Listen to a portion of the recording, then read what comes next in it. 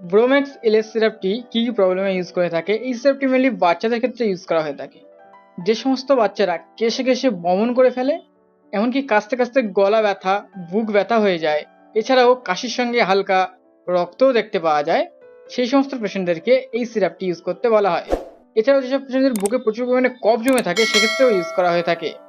এছাড়াও যেসব বাচ্চাদের কেশে কেশে শ্বাসকষ্ট এসে যায়, নিঃশ্বাস নিতে কষ্ট হয়, সেক্ষেত্রে এই সিরাপটিও ইউজ করা হয়। এই সিরাপটি রেসপিরেটরি ট্র্যাকের ক্ষেত্রে ইউজ করা হয়, কফের জন্য খুব ভালো কাজ করে থাকে। এই সিরাপটি 6 মাসের ঊর্ধ্বে যদি বাচ্চা ইউজ করে থাকে, সেক্ষেত্রে 2.5 ml করে 3 বার সকালে, দুপুরে, রাত্রে। এছাড়াও 3 বছরের ঊর্ধ্বে যদি ইউজ করে থাকে, সেক্ষেত্রে 5 ml করে 5 ml করে 3 বার। তো এই সিরাপটি সম্বন্ধে যদি আরও বিস্তারিত জানতে চাও, তো অবশ্যই আমার চ্যানেলে ভিজিট করতে পারো। ভিডিও যদি ভালো লেগে থাকে, অবশ্যই like, comment, share and subscribe. Follow me and support me. Thank you for watching my video.